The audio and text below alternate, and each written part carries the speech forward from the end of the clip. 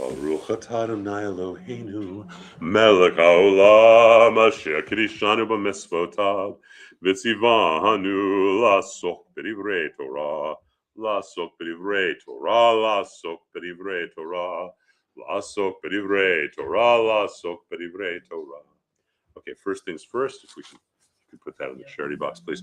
Where's that book? Ron, thank you so much, you and Kalen, for the book. I hope you kept a copy for yourself.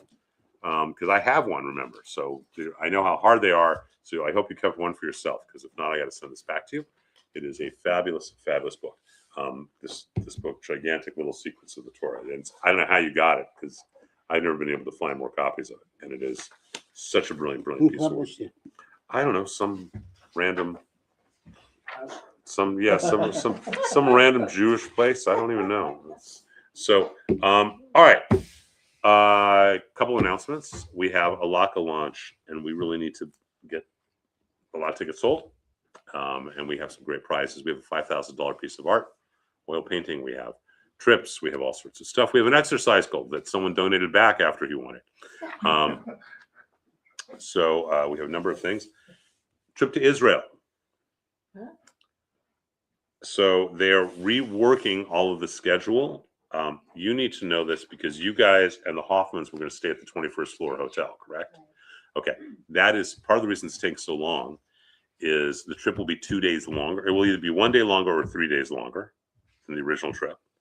But the other challenge is the 21st floor hotel is now put on their website that they're having major financial problems, and anyone who makes a reservation may not get their money back. Apparently, they're dealing with bankruptcy.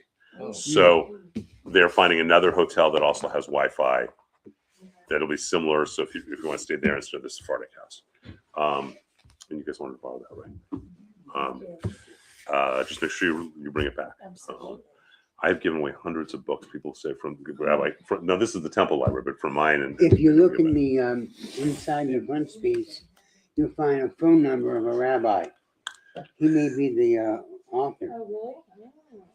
So I would suggest you. No, I think that's someone who gave an endorsement. There is a phone number, a New York phone number. Yeah. So, but it's a great, amazing piece. So, we will know more about Israel shortly. Are you guys going to go? I don't think so. So this year's going to be June 29th. It starts, and then we'll go to July either 12th or 14th. Because closing ceremonies are going to be totally. It's going to be amazing. All right.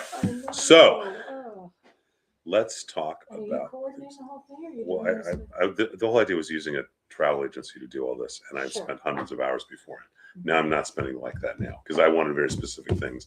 I also know when we get ripped off, so that's an issue for me.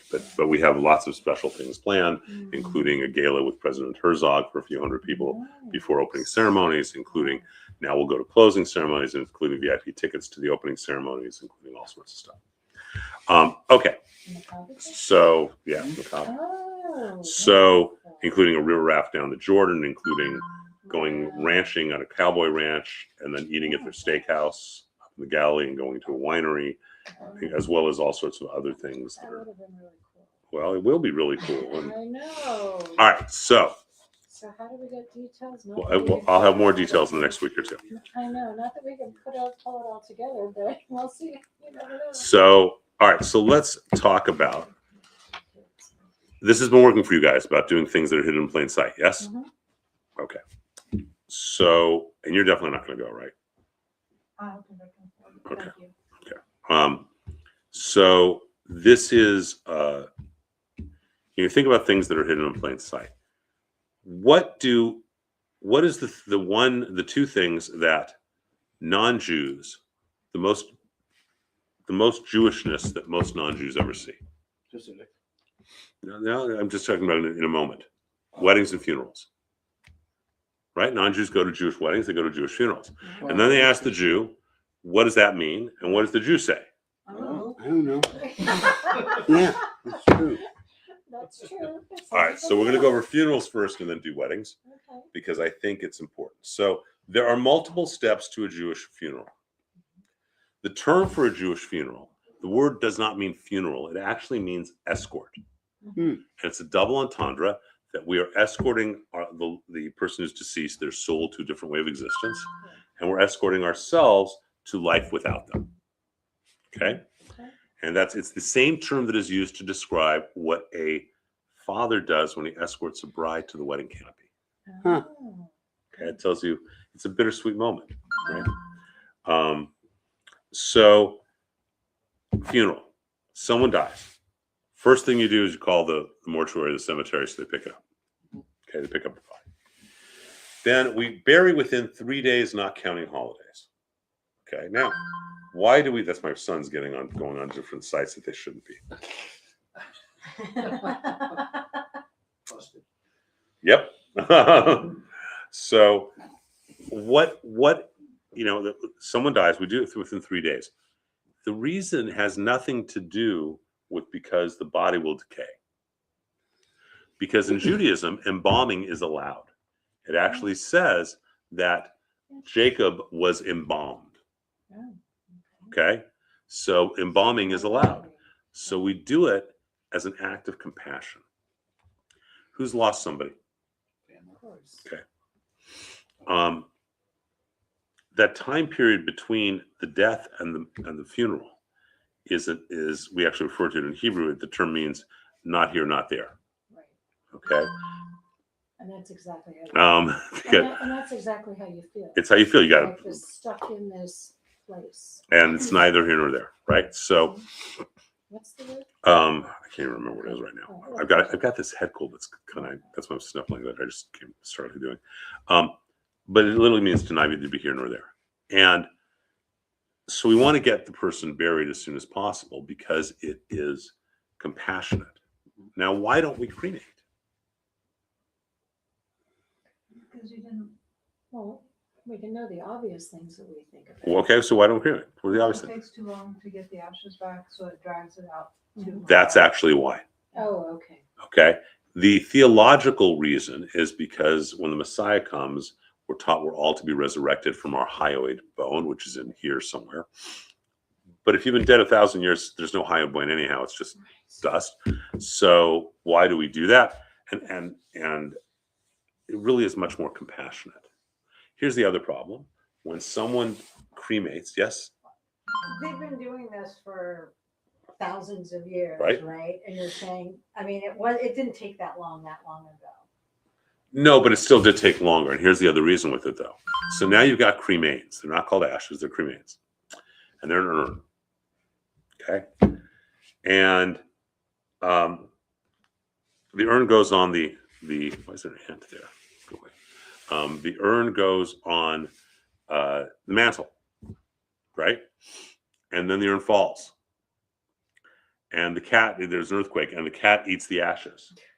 And you get a phone call. Rabbi, what do I do? My cat ate grandma. That sounds funny. It's not. It's not.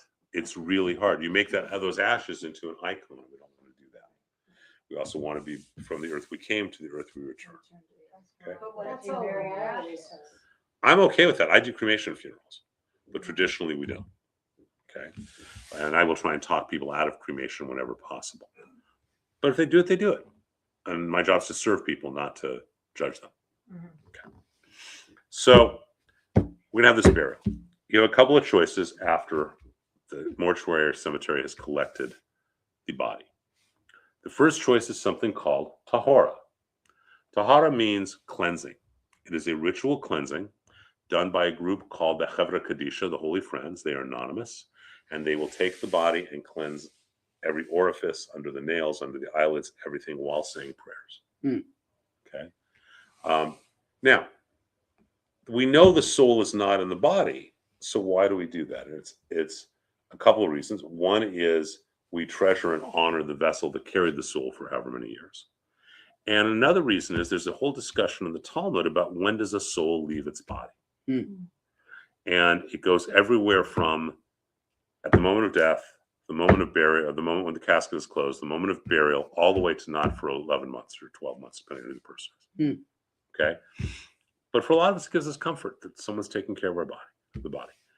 The other thing is something called a shomer. Again, there's a parallel to a wedding. Shomer means guardian. The shomer is someone who will stay with the body and recite prayers and psalms. Now, one of the theories is that the soul between the death and the burial is flitting back and forth between heaven and its body. And it's traveling where it traveled on earth and all these things. And so when it comes back to the body, you don't want it to feel lonely. You don't want it to be scared. Okay? So those are the first two things. Then we get to the burial. It is our tradition to get the least expensive coffin possible. Okay? This is because the rabbis ordained this because, excuse me, Mr. Goldberg had a lot of money. His son buries Goldberg in this big expensive casket. Mr. Rabinowitz doesn't have any money. His son doesn't want anyone to think that he's not honoring his dad as much as Goldberg did, so he goes into debt for all this. That's not our way. We treasure life, not death. Okay? So at that point, we typically have the simple pine box. And now we have the funeral service itself. Okay? There are a lot of different choices, but there are two prayers that are always said. One is El Male Rachamim, which is a prayer that says, the best way to translate it is that it's asking the female presence of God, the Shekhinah, to give the loved one a hug. That's really the best way to define it. Okay?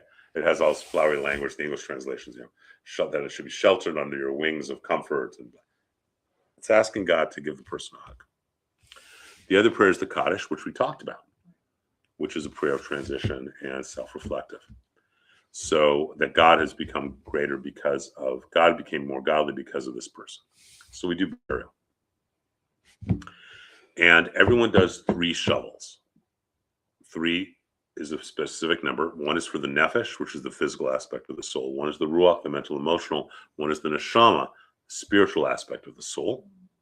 And so we're placing earth on in each case. There are people who get very uncomfortable with this.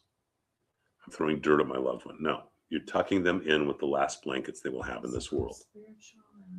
The nefesh, which is physical, the ruach, which is mental, emotional, the neshama, which is spiritual. Okay, and you're not throwing dirt at them, God forbid. You're tucking them in with the last blankets they ever touch you in the physical world. After you have everyone's done 3, then the tradition is that you continue until the casket is covered. You do not need to fill all the way to the top, but you need to fill so you don't see any casket or vault at all anymore. Again, when you love someone, you tuck them in all the way. You don't just tuck them in up to their waist. Okay? A lot of rabbis only do 3. There are some now. I actually went to a funeral where the rabbi was a very, very prominent Reform rabbi, had people just do 1. And there are some rabbis who weren't doing any. My answer is, you know what? Cancel your golf tee time. Okay, do it right. Do it right. So I've never been to one that it wasn't the way and all different levels of. Yeah, there's some who are only doing 1 and some who aren't even doing any now. Wow. I'm sorry, my stepdad just won. That's all you wanted? That was all the guy was capable of. He was literally a Las Vegas rabbi.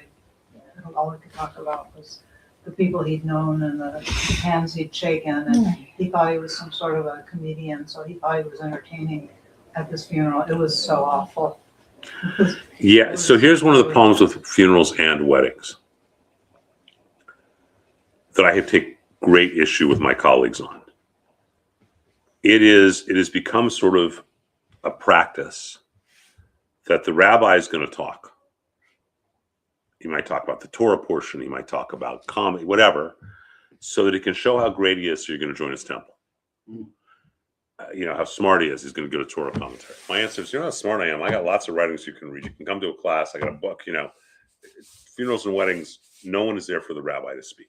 And it's very selfish, I think. So, because you're not considered a mourner until after burial. So we want to get you to be a mourner effortlessly and efficiently. Okay, but the tucking in is really, really important. When you leave the cemetery, at the front of the cemetery, at the gates in, you will find a water fountain in a Jewish cemetery. You wash. You're washing death off. That's what you're doing. Okay, that's why you're washing it. I don't wonder why. That's why. And now if you look, and Sinai is really perfect at this. How many have been to Sinai in Hollywood Hills? Okay. You leave Sinai, and there's these big gates, right? That you go in and you come out, and then the water fountain's right here.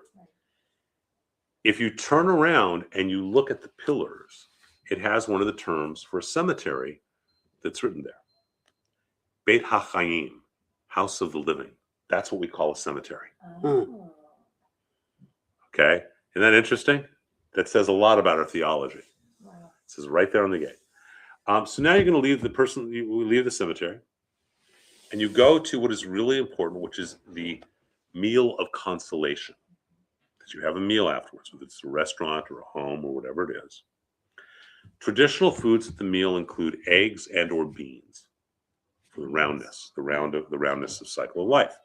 This tracks back to why did he deserve the birthright from Esau? Remember, Esau sold it to him for a bowl of bean stew. That we're taught, the Midrash teaches that bean stew was actually for their grandfather Abraham's meal of consolation. And Esau didn't care. He wanted what he wanted. So traditional food includes that.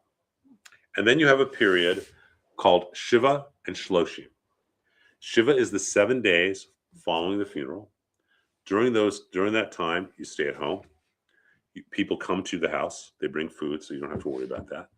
You have services twice a day, and they're dedicated to the deceased. And again, the way that it should be done, again, not all too often not done this way by rabbis, is when you get to after the Amidah, where the rabbi typically gives a sermon, in a service, that's the place people should tell stories about the deceased. Hmm. You do twice a day for a week. Typically, we study in that first month Talmud, typically Pirkei Avot, okay, which is the ethics of our fathers. After the 7 days, you leave the house and you go for 23 days more, making a total of 30, where you leave the house, but you still go to services twice a day. You still study Talmud. Now, Jewish ritual across the board, doesn't matter what ritual, typically has two purposes. One is spiritual, one is practical / psychological / emotional. Okay, and we see it really clearly here. Why do we have Shiva? Well, the funeral's on Monday. Let's say that the grown son of the deceased had lunch with his grandmother, his mother, whatever it may be, every Tuesday. Well, that Tuesday was the first time he does it, so it marks it in the consciousness. It also is because we believe that when you're studying, it helps elevate somebody's soul. Because what gives a father more pride? I'll use you as an example. He comes to you and he says, "Dad, look what I learned about anything." It gives you nachas, right? So learning something. What I came up with years ago for families that I know are not going to do Shiva or Shloshim is I suggest to them that for a month, they take a few minutes and they learn something new in the deceased's honor. Flute, French, saxophone, Spanish, astrology, astronomy, digital currency, Talmud, whatever it is. Say, Mom, this is for you. It will both give that soul joy and it'll help them mark the time in their. So we have a week, we have a month, and then we have a year later, we have an unveiling of the gravestone. And an unveiling, which can be done as early as 11 months, because we say it takes a year for the soul to really have done all that it needs to do and be fully in heaven, except for the perfect tzaddik, which is 11 months. And since we all assume that our parents, our loved ones, were perfect tzaddikim, we can do 11 months. But I just do it today. It is basically a mini funeral. Okay? And you're unveiling the stone. And it's a way of saying, okay, you know what? We're always going to miss you, but no longer will your death be the foundation of our experience of life.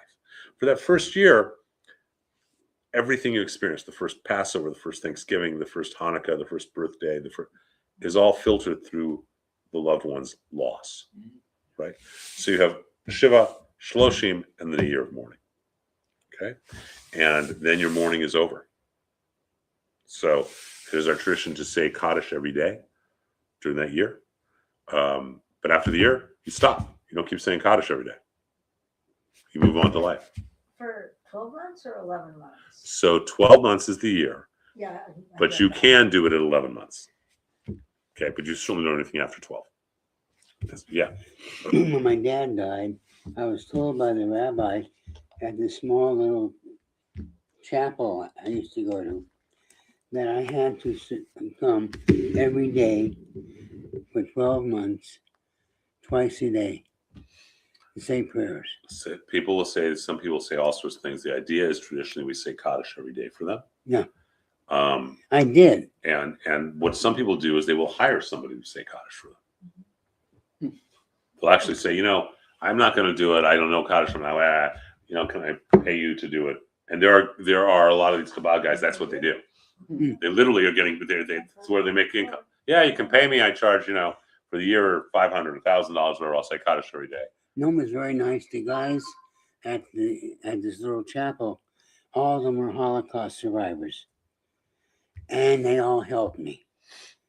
They helped me say I didn't know the Kaddish. You learn it. I learned it. Yeah. And they were very nice. You had something. Oh, I was just gonna say, a couple weeks ago, I wasn't here because I was at my aunt's funeral and back in Philadelphia. And I was gonna ask you, but I was gonna say that one of the cousins came up to my mom and said, I'll take care of Kaddish for you. Yeah, it's fine. Which is very funny. I was And like, okay, go for it. now there are only 7 relationships that are commanded or that are obligated to do Shiva Shloshim and the year.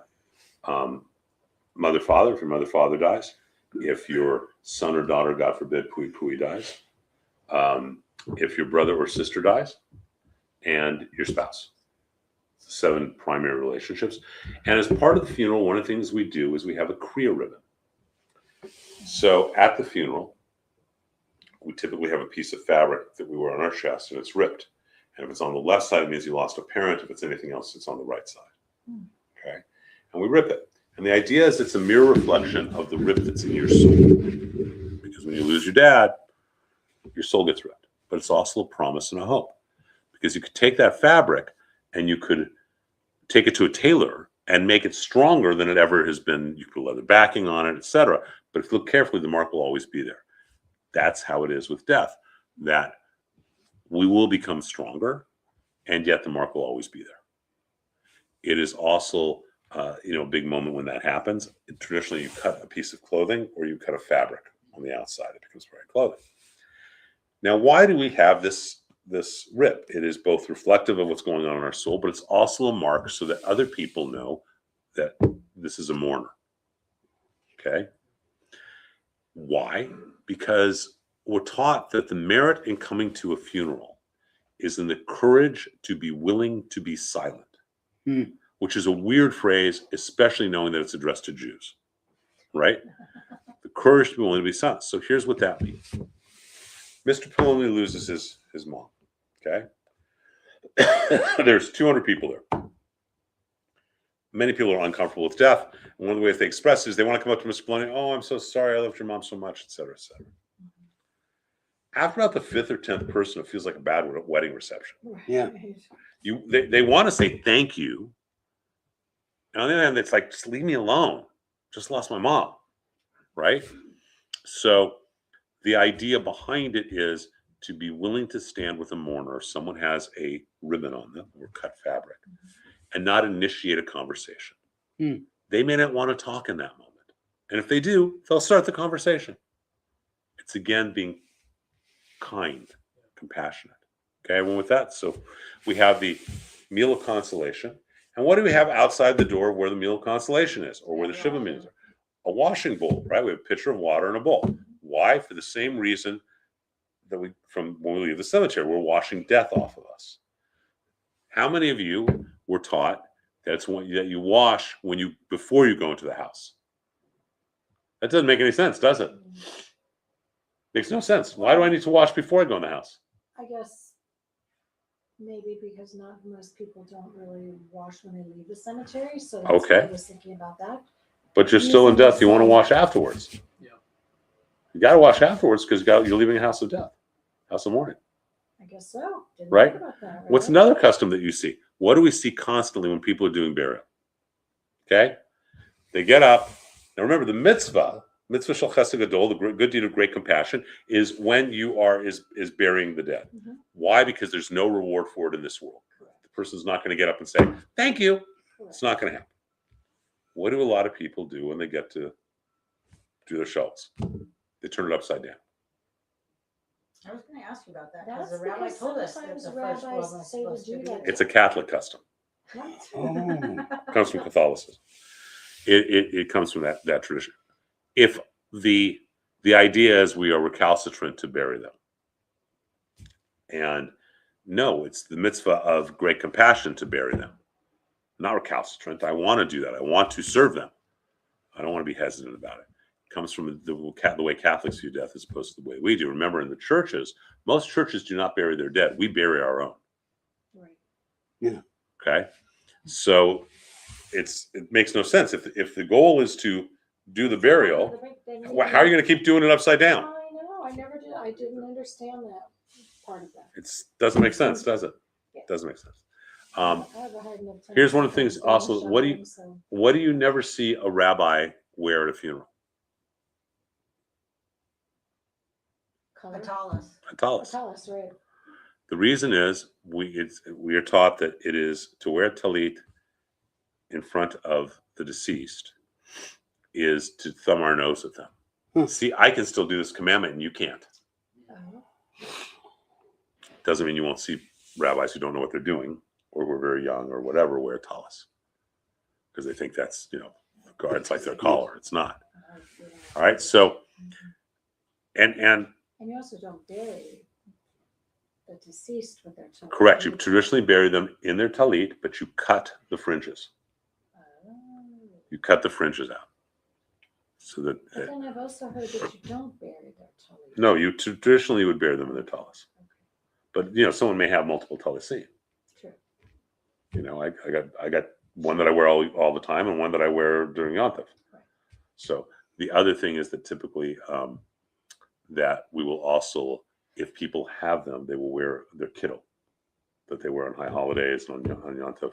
They'll be buried in their kittel as well. Okay. So this is all part of the ritual. If you look at every piece of it, it both serves the deceased and it serves the survivors. Yes. why is it when you go to the grave to visit, Stones. you always put a stone? Just asked that today. So there's a tradition to put a stone, and there's a couple of reasons. One is it's a way of saying someone was here visiting. That's what I figured. Okay. The other is because a stone is real. Stone's made by God. It's real, and it always will be a stone, even if it's ground up into dust or put into adobe, or it's a stone. The rock is rock, and so that's why you put it as well. It also, there's stuff with the Holocaust too Yeah. today, but it really is a way of saying someone was here, and it's much more permanent than flowers. Oh God, yeah. But you know what happens to the flowers in cemeteries? They get thrown away. They typically don't. At the cemeteries here in Southern California, they get eaten by deer. Mhm. Right. If you show up at like 4:00 at Sinai, the Russians do these big sprays and the Persians do these big sprays, right? Deer love it. They come down from the hills and they just munch and have dinner. They love it. So, and then it gets thrown away. But so it's there. Now, what's interesting is our practices around death are very dissimilar from what happens in the church, but very similar to what indigenous traditions do, where they bury their own. We bury our own. And bless you. And so the funeral is, it's the whole process. And it's all geared to both elevate the soul and to take care of the survivors so they become healed. Because you can't even start until you hear that thunk of the earth on the casket. That changes your world, doesn't it? Right. So Orlando hates when I do that on the microphone. But if we buried in a wall, That's fine. Now, why would a crypt be okay? Our ancestors, which we will visit when we will visit Hashem in Israel this summer, Abraham and Isaac and Jacob and Sarah and Rebecca and Leah are all buried in a cave, in the cave in Hebron, the cave of Machpelah. From this, we know that you can be buried in a cave. Each of the crypts are their own separate cave, the way they're structured. So crypt is totally kosher. Totally kosher. And the challenge with a crypt is you don't get to do the earth, which is very cathartic. I remember when my brother died Everyone did their 3 shovels. Everyone did stuff and they left. I just stayed there with a friend and I kept shoveling. Just very, very cathartic. You don't get that in a crypt. Typically, when we have a crypt burial, they have a packet of earth from Jerusalem, and they will spread the main 7 relationships will spread earth on the top. They'll just sort of sprinkle it on the top of the casket. Okay, but it's a cave. That's why it's not underground, but it's a cave. Yeah. Some cemeteries use duck roofing. So they do, Sand from Jerusalem. and they do a shroud, and they, Yeah, the freaking the shroud. Yeah. and that's more observant custom. You can certainly do it. They're now doing green burials in some cemeteries where it's not even in a casket. Yeah, they're doing that. So does that kind of answer, kind of do a certain, okay. And again, embalming is fine. Embalming is absolutely allowed. So that's not why we do it. It's not worry about decaying of the body. Okay. The big thing is to understand is that it is an escort. We are escorting ourselves and we're escorting the deceased. Make sense? Okay. Let's talk about weddings. From the most halachic, and again, the term of a father walking his daughter to the chuppah is the same term as for a funeral. And there are only 3 things that are needed in a Jewish wedding. A contract, ketubah. There must be an exchange of something valuable, typically rings, and you got to make love. Those 3 things make a wedding. But there's a lot of other customs. So this is one of those things where Judaism is like a Chinese menu. So I'll spend time with a couple, and I will go through excuse me, all the different choices, what they mean historically, theologically, Kabbalistically, and they will design their own wedding. So let's go through the wedding. You can do the engagement and ketubah signing up to 1 year before the wedding. Okay? There's actually a traditional ketubah signing part that after the ketubah is signed, the mothers of the bride and the bridegroom and the groom hold a plate in front of the couple and they break the plate in front of the couple. It is mirrored when we break the glass. It's also a way of saying you're going to have to learn how to feed yourselves. Okay? So we have a ketubah signing. A ketubah is a legal contract, the first contract in recorded Western history that protects the bride. It protects the woman. It is all about her. Okay? The groom is giving everything up to her. It's referred to by according to the laws of Moses in Israel, but everything is going to the bride. And what I say to grooms all the time, it's the best deal you're ever going to get. Okay? Because she's going to pass watermelon through the eyes of a needle. Okay? Best deal you're ever going to get.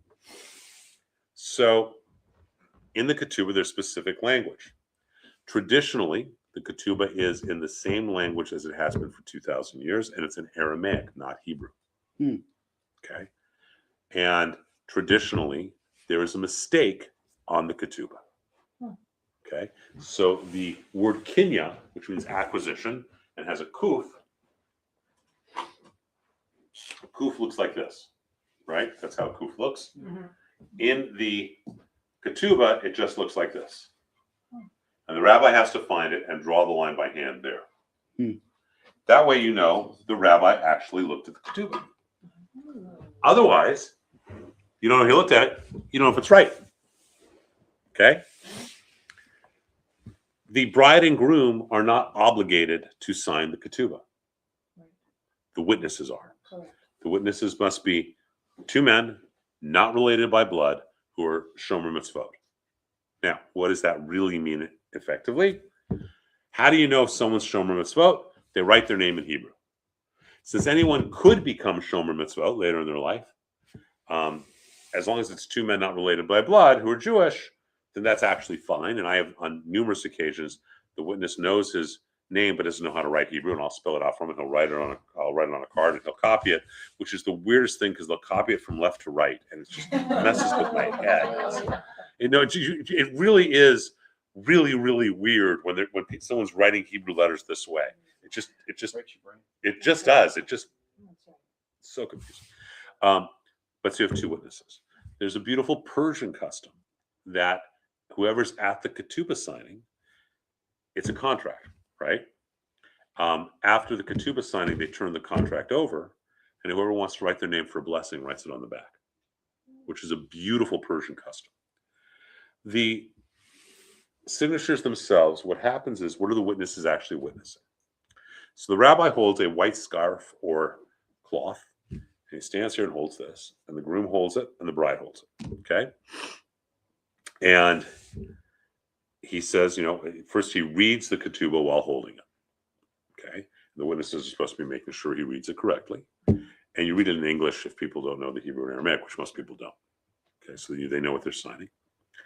And then the rabbi says, if you accept the terms and conditions of this ketubah as it has been written and recited, then when I let go of the handkerchief, please retain hold as the chatan, as the groom, kala as the bride. If you accept the terms and conditions of this contract that's been read and recited, that you accept the terms of that. And then the rabbi lets go of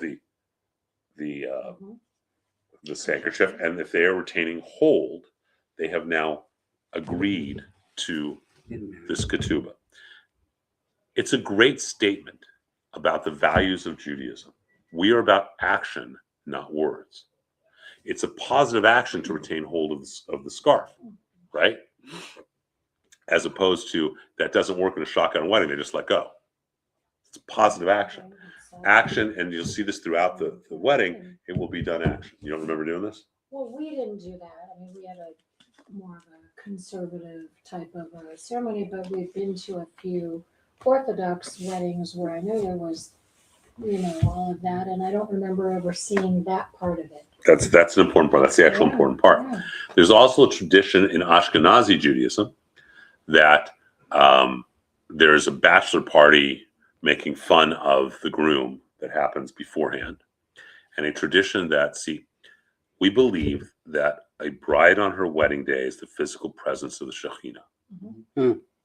So if you go to an Orthodox wedding, what you will often see is the bride for hours beforehand is on a chair, on a pedestal, and her mother and mother-in-law to be are on the side, and people come up That's right. and get blessed by her. Hmm.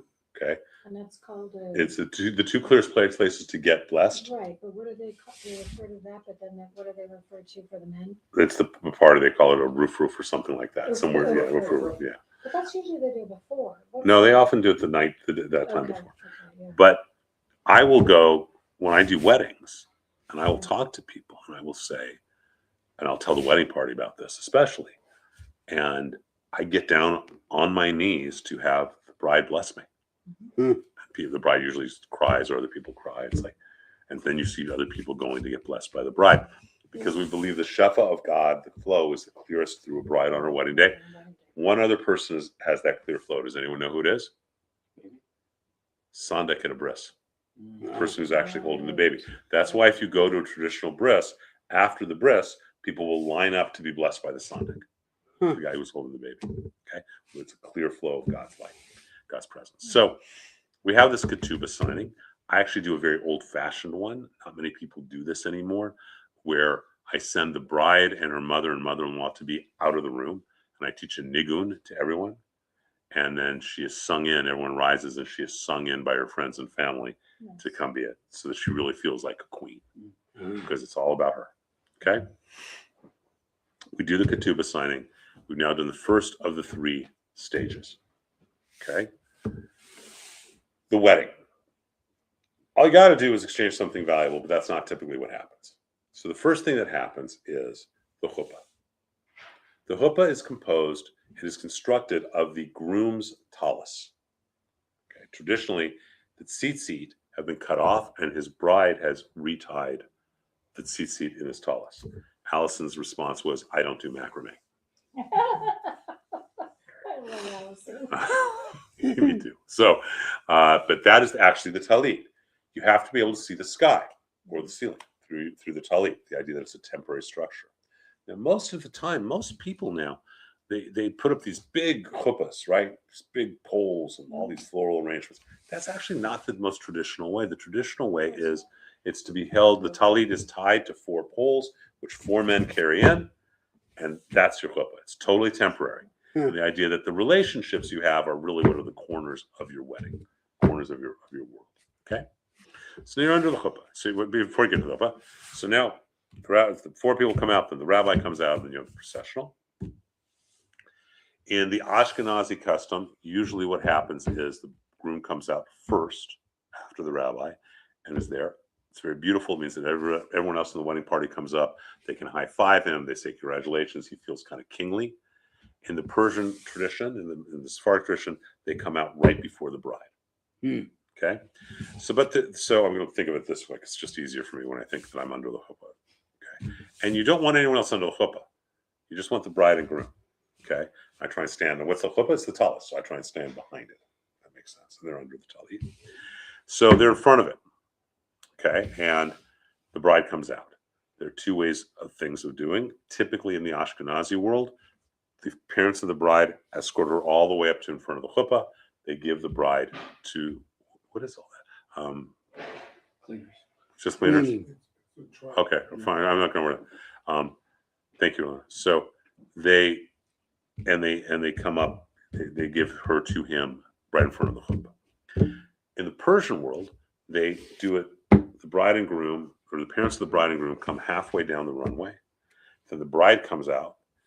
She takes care of her parents, gives them a kiss, and then he comes out and meets them halfway, and that's where he gets the bride. Okay, 2 different ways of doing it. But now however it's done, you got the bride and groom, they're in front of the chuppah. Now what? The tradition is that the bride walks around the groom 7 times. 7 is the number we see over and over in a wedding. Why? Because it says in the Torah, Uviyom hashvi'i Shabbat v'nefesh, on the 7th day God got a soul. And the idea is their souls are unifying. It's a physical dance on the one hand, but spiritually their souls are going from this to this. Okay? So they're not this, they're not like this, but they're literally like this. It's also a bride marking her territory. Okay? And she's wearing a veil that's so opaque that she can't see what she's doing. Well, by that point, hopefully she's not. She can have the veil up because he's already been given to her. He's already checked. Right. But some people go down for ridiculous amounts of time. But one way she walks around him. Another way that is more ecumenical is the bride walks around the groom 3 times, the groom walks around the bride 3 times, and they walk around each other once. Either way, they're doing 7 circuits, and they're doing it. That's what your daughter did. Yeah, we saw that we were at the venue 2 weeks before, and I saw this couple do that, and I thought that was beautiful. It's very beautiful. And it really represented, today's world, right? It's not just. Well, because he's got to mark his territory He's too. got to mark his territory. Women aren't and so, it's a partnership, cloistered. It's a partnership, and Yeah. we So- were probably one of the only ones in our group generation getting married that I actually walked around him. And did that. A lot of them didn't, but it was something that I thought was really important. Allison 40 walked years around me ago. 7 times. Yeah. That So, was 40 years ago. so now they come after doing that. Then they're invited to come into the chuppah, under the chuppah, into the house. Next thing that we do is a glass of wine. There are 3 glasses of wine in the wedding. 1 at the ketubah signing and 2 under the chuppah. Again, nefesh, ruach, neshama, physical, mental, emotional, spiritual. And wine is a symbol of partnership. Okay, we say it all the time because the numerical value, God makes grapes, we make it into wine. Also, the numerical value of the word for wine and the numerical value of the word for secret is the same. Sod and yain are the same. And that's a teaching that there are some secrets a couple should just share between themselves over a glass of wine. It's also a secret. It's also a teaching that the more the wine goes in, the more the secrets come out. Oh, that's true. I will typically look at the groom when I say that. Okay. So we have the first glass of wine. The next step is the exchange of rings.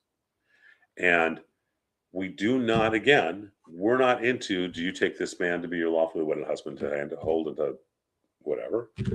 We do an exchange of rings. We put the ring on our partner's index finger while we say in both Hebrew and English, with this ring you are consecrated to me according to the laws of Moses and Israel.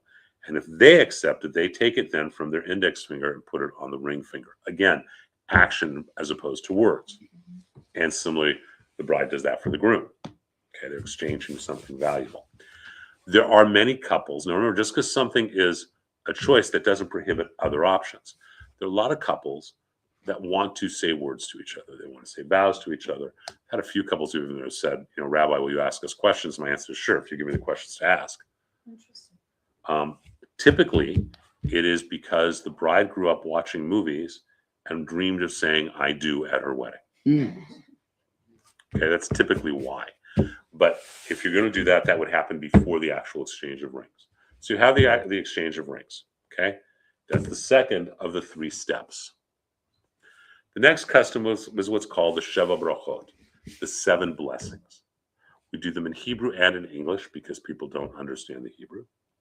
Sometimes I've done it in a 3rd language or had someone else do it in a 3rd language. I did a wedding where Israeli father of the bride, Persian father of the groom, and all 3 of us did the blessings. We did it in Farsi and Hebrew and English. Okay, it's very beautiful. This isn't, and then so we have, again, 7, the number of wholeness, becomes 14, which is the word for yad, which means the hand of God is tying them together. And these blessings are supposed to be chanted. And this is, however, an opportunity if there are people that the couple want to honor. Okay, let me back up. So I always tell this to every couple. Everybody has an Aunt Sophie or Uncle Hushank. Aunt Sophie thinks it's her wedding. Okay? And she's going to tell you what you're supposed to do or what you're not supposed to do. My answer I say this to every couple. Throw me under the bus. If you don't want something she does, say I'm not allowed, the rabbi won't let me. If she says you can't do this, say the rabbi's insisting. Just tell me beforehand. Okay? Throw me under the bus because I don't have to deal with them the rest of my life and you do. Okay? But you may want to honor people at a wedding as well. The Sheva Brachot are an opportunity to do that. It's where you have families or couples or individuals come up and say the blessing. Even if people know Hebrew, I recommend that I do the Hebrews and people can do the English. The reason is there's a qualitative difference between Kol sason v'kol simcha, kol chatan v'kol kala, kol sason, and someone going kol sason v'kol kala. There's just a qualitative difference. Okay, so I always recommend I do the Hebrew. Certainly that I do 1 and 7, so people know when we started and when we've ended. Okay, you have the 7 blessings. That's a choice if you want the rabbi to do it. If you want, this is a great place to honor people. It's another choice. There is the tradition that you wrap the couple in the rabbi's tallis or in a family heirloom tallis. There's the tradition that you put the groom under the bride's veil. And there's the tradition from Tzfat that you take the groom's tefillin and you bind their hands together. Okay, which is also beautiful. So you might just have a veil, you might have just a tallis, you might have a veil and a tallis. You're not going to do tefillin unless you also have a tallis. You might have a veil and a tallis and a tefillin. It really places you in your own world. You are oblivious to everything else going on. If, as a bride and a groom, you're very close, you're under the veil, you're wrapped in a tallis that you're holding, your hands are bound together. And why? Because when we say the tefillin, you guys remember we said, Varastikli b'emunah, I betroth you to me. And we say that when we wrap tefillin, so we're now using it as a symbol with the couple. The last blessing, we do wine. They drink their wine. Take them out of the tallis, the tefillin, the veil, if they've done any of those choices. And then the rabbi will typically say a few words. I try not to, because again, there's not a person in that room that is waiting for me to give a Torah commentary. Yeah. But I will, Certainly not at that point. not at that point. So they want to get drinking. They want to get celebrating. I will typically, I will typically explain something right then and there that I have not explained to the couple beforehand, which is I'll tell them, look, I can't marry you because in Judaism, I'm not marrying them. They are marrying each other in the presence of a Beit Din, a kahal, a community that has been assembled for that purpose. And so I will come out from the chuppah and I'll say, you are the kahal, and you are the Beit Din, I'm merely the Av Beit Din. And do you accept that this bride and groom should be married? Okay. And then you get all sorts of acclamation because that's literally what's happening. They're marrying themselves. God is cementing the relationship, and it's accepted by a kahal or a Beit Din. Okay. And well, yeah, except you should see some of these brides' faces when I say I can't marry you. And then you And you didn't warn them ahead of time, so they're freaking out. It's so much more fun when you don't. Exactly. So much more fun. So now they come back and they've had their 2 glasses of wine. Remember, they had the wine after the Shav Brachot. They had the wine when they first came under. So we've got our 3 glasses. They've done everything except they need to seal their wedding. How do they do that? With a kiss. Okay, so they kiss each other. And I always talk to whoever the best man is, whoever's right in that position.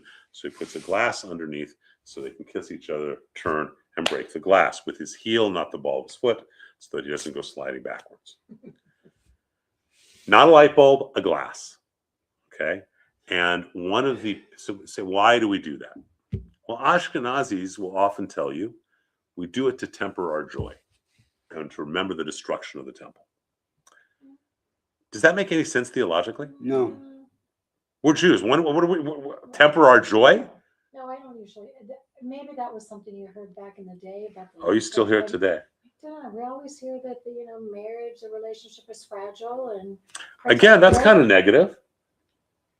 So the one that there's a lot of interpretations. The one that I use and that I love is that in the same way that sound waves never dissipate, they just explode into the world until you can't hear them. Oh, Your love is exploding into the world. wow. That's I beautiful. not I like heard that a I lot like better. that. That's beautiful. Okay, but if someone says it's to temper our joy, well, that's their interpretation. I'm not into tempering my joy. I heard it was to scare evil people and keep them away. Okay, that's a Catholic custom. So you know why you tinkle glasses, right? When they're kissing to make people kiss is because the idea is sound scares away bad spirits. Huh. It's a medieval custom. It's a Catholic custom. Okay. Now, in Persian weddings, a lot of it was the one thing. So my daughter married a Persian, but the only tradition that he had heard about, because his family wasn't there, was that they dipped their pinkies in honey before the ceremony ended and like exchange that. That's actually Zoroastrian, I think. Who or what? Zoroastrian, which is an indigenous culture from Persia. Oh, really? There's actually Zoroastrian custom, and sometimes Persian weddings will do this, not very often, where they will place a very thin scarf over the bride and groom, and you get 2. They're sugar cones. They look like this, and you go like this, so the sugar comes and lands on it and gently comes over them to bless them Interesting. with these beautiful Persian scarves. But so again, that's Zoroastrian. But we add to things. Right. Okay, so now you've done the wedding, but we've only done 2 of the steps, right? So what are they supposed to do after they've kissed? They're to go to a private chamber, not talk to anybody. Go to a private chamber where they have a shomer, a guardian outside the chamber, doesn't let anyone in. And they're to have their favorite foods waiting for each other, and they feed each other, and they make love. The idea that first thing you've done, and traditionally, by the way, you would also take a mikvah before the wedding. You would also fast for the day of the wedding. Very few people do either of those things anymore. Although it's always nice. I recommend taking a mikvah just because I say to them, look, you're just washing off anyone else if you ever kissed them. So that encourages them. But they have your food, or you have your favorite food and your favorite drink, and you make love. There's no mitzvah police. No one knows if anyone's doing that or not. But it's this time to say, wow, we're really married. Because what happens is they're going to come out to the reception, and it goes like this. And, this is the moment to pause, say, wow, we're Mr. and Mrs. Polani. So you have your food, and you have a shomer outside. I don't know if I've told the story to you. Our shomer was a friend from the Yaqui Indian Reservation who was like 6'1", 250 with hair down to his tochas. And so he stood outside our chamber like this. From all accounts, my mother-in-law, God rest her soul, had to talk to her daughter at that moment. Came scurrying up, came in, she was going to go talk to her daughter, saw my compadre Ramon like this, and then scurried away. He's a big guy. He's like, dear friend, I'm the godfather of his daughter. Very close. So then they come out, and they're now married, and all the steps have been done.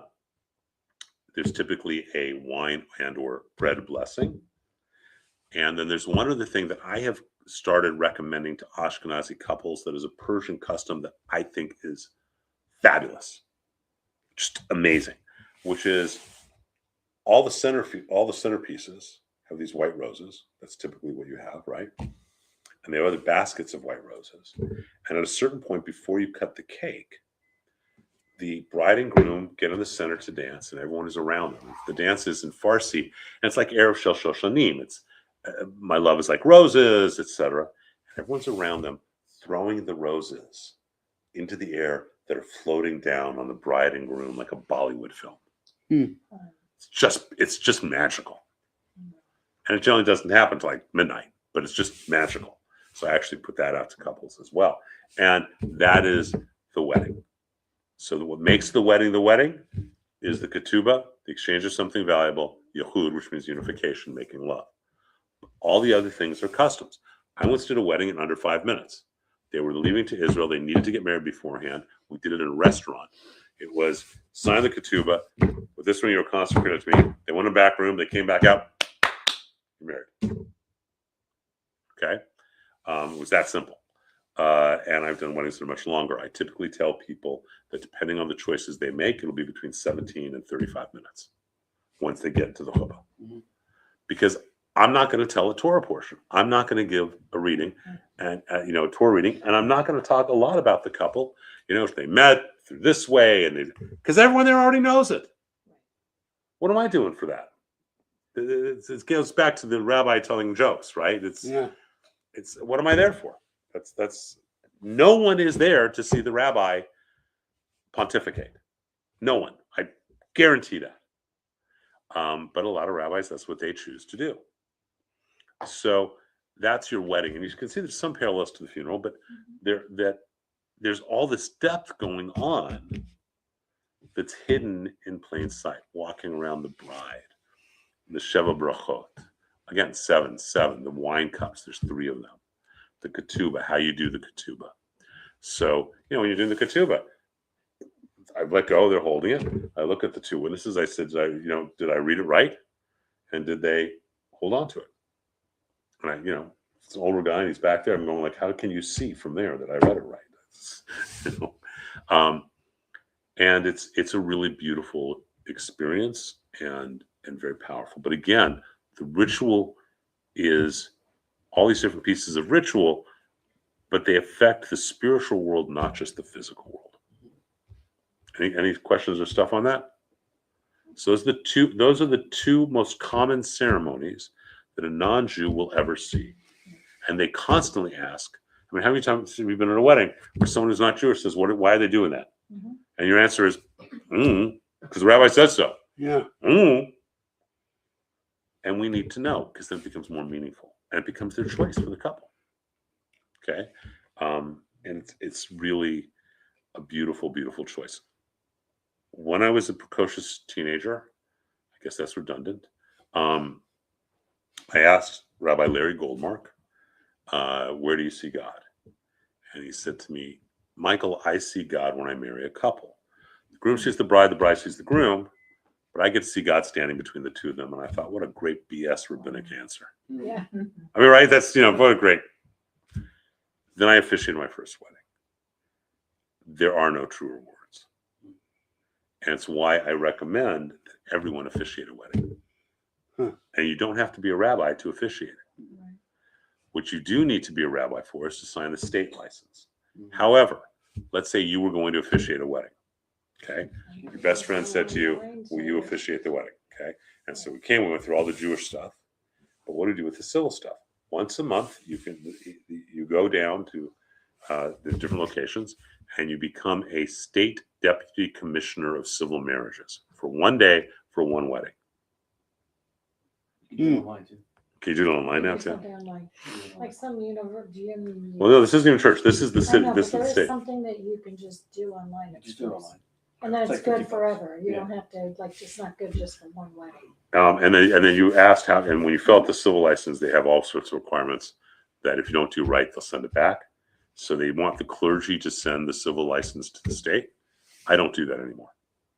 I tell the couple, we've done it all. You're sending it to the state. They say, well, how come? And my answer is because they told you it's going to take, 6 to 10 weeks, which means in 11 weeks, you're going to be calling me. Did you really send it to them? And in reality, it might take 15 or 20 weeks. Mm-hmm. If you sent it, I don't have to deal with the tsuras. Mm-hmm. So I actually could give it to them to send. Another thing that people often do with the broken glass is it can be made into picture frames Mhm. or wine glasses or Shabbos candlesticks. Hmm. And you can go to the stores that you buy the Jewish stuff at, and they'll be able to do that.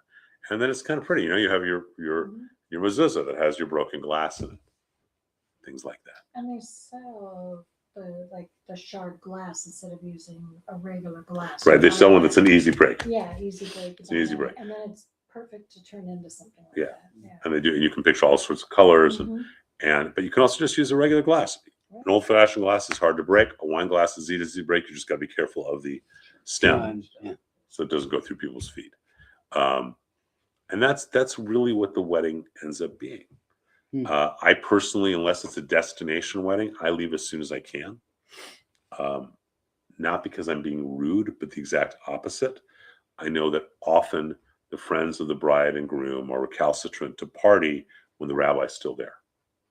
Mhm. So I want to get out so that they can go enjoy themselves.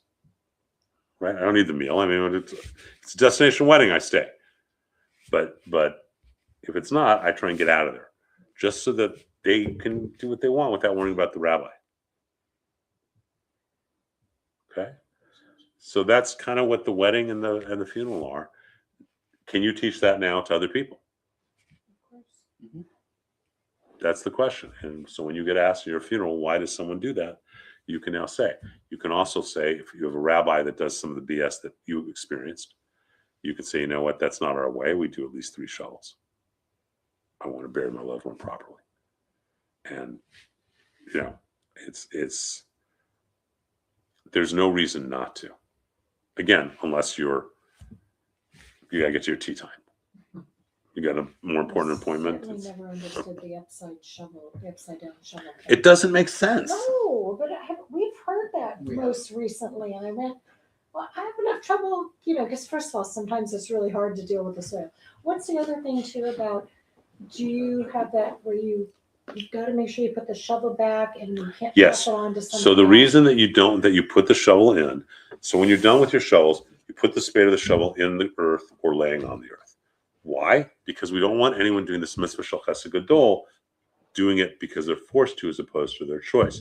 So if I don't take it and I just say, here, Got it. you might That feel makes obligated sense. and not want to do it. But it's So okay to just lay it there. You don't. Sometimes No. you can't actually you get can the just lay it shovel, there. It doesn't skip matter. it, Just open the- you just lay it Okay, there. but that makes sense. You just So you you're don't not feel, handing no one it to feels somebody. obligated. It's Right. clear that it's their choice.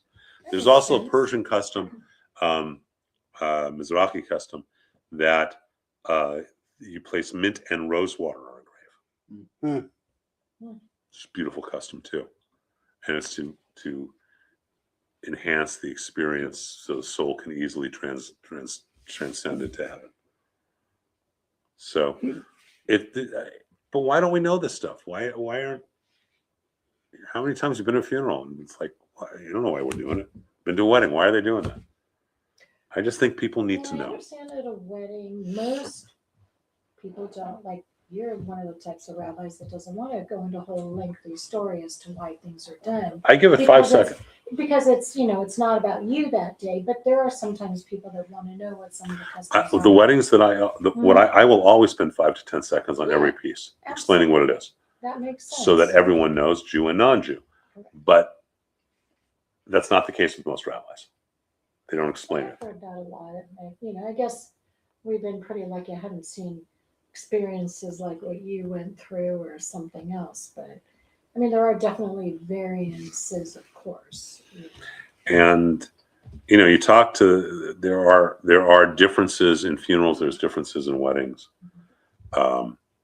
So one of the places that I'm very different than other people, especially in Persian weddings, is there's a midrash that every time that you dance, laugh, scream, express joy, clap at a wedding, it births angels to bless the couple. Huh. Okay. So I will literally dance down the aisle. Now I'm only able to do that in Persian weddings because typically Ashkenazi weddings are more Christian weddings with a little Hebrew. Yeah. And if I came dancing down the aisle the way that I do, they'd lock me up. Okay. But just, yeah, I Los Angeles, I they sue you. yeah, probably. I mean, I literally will dance down the aisle and I'll be screaming, "Get up! It's a wedding! Get up!" Okay, stand up and clap because it's really important. There, people do different things. When the bride walks around the groom, often it's a piece of music, or the rabbi or cantor will sing. I'll sing because I can. Nate Lamb does amazing weddings because he sings so beautifully. So, you know, he's singing when they're going across around each other, he's going, do, re, li, va, di. It's beautiful. Okay. So it's all about being clear and remembering who the stakeholders are. Here's the other piece that is a truth with weddings, funerals, any Jewish ritual, and it's actually true of all rituals on one level or another, but any ritual. It is a series of concentric circles. Okay? At the center, we use the wedding as the example. At the center is God. Okay? The circle around that are the bride and groom. The circle around that are the family and wedding party. Circle around that are all the people at the wedding. And the circle around that is the entire world. Okay? How does it affect the entire world? And I think this is a nice thing to remember. Someone goes to a wedding. Okay? Two of you get married. It's kind of weird, but two of you get married. Mr. and Mrs. Pullen get married. And on Monday, they got a guest, Mr. Goldberg, who's an attorney. And on Monday, he's talking to other friends in his law office. What'd you do, Goldberg? What'd you do this weekend? Oh, I went to this beautiful wedding between Mr. and Mrs. Poloni, and there was all this music and dancing. And Goldberg's friend, Friedman, is thinking to himself, you know, I've been dating this girl for 3 years. Maybe it's time for me to get married. And because Goldberg inspired him, he goes and proposes to his fiance. And the wedding couple Poloni's will never know. Often I will know when that happens because someone will say, you know, we're getting married and we heard about you because my friend Goldberg went to a wedding that you had been in. And so I'll hear it, but the couple never will. They'll never even know. So it does affect the whole world. And it is so beautiful and so important. Okay? That's the wedding and funeral. And it's all right there. But how many of us learned something tonight? Right? All this different stuff. And that's what we need to do. We do not have class next week. We do not have class next week. We do not have, okay, I'm saying we do not have class next week because I don't know what I am doing. Oh, yes. I don't know until I know. And I asked someone, he helped us get on the wait list to go to the White House Hanukkah party. We're off the wait list. I got an invitation today from the White House. Congratulations. The goal was for the 4 of us. This is about my kids. The invitation is only for 2. So no, Yeah, that's not gonna I'm sorry. work. But so I'm trying to figure out if we can if we can move it to 4. If we can't, should I go anyhow? Because it would be a good thing for business. It would be a good thing. But it also would be a brutal trip. Flying out Monday night, flying back Wednesday morning. So I have mixed. Well, I don't know that it is or not. You don't have anybody else that could help with the kids, Allison? It's not. No, It's not about that. It's about wanting them to go. I want them to go. I want them to be so. Mr. President, it's so nice to meet you, and we'd love to play golf with you. We're both +2 handicaps. We'd love to. We've played the route. We'd love to play Mar-a-Lago with you. Doesn't matter, they'll cheat anyway, so. Doesn't matter. Let them play golf with the president. What an amazing, and look, playing golf, yes, even just meeting the president is. So I have. Regardless of what you think of the president, one way or the other, it's still an experience. And It's in the White House. It's the So White House, yes. I have Mazel Tov is like That's great. I think you should go. Yeah, you should So go. when are they doing I'll go for their it. White House? Next Tuesday night. So a week from today? mhm. So then there's no class till after the new year, would that be correct? I think that's correct. Okay. Has this been worthwhile doing classes like this? Yeah. Kind of exploring things. A little bit different, but I think it's important that we learn these things. I hope you go. I really do. I hope I go with my family. Yeah, I know. I got it's a very expensive trip for me to go on my own. It's not worth it to me. Take my family.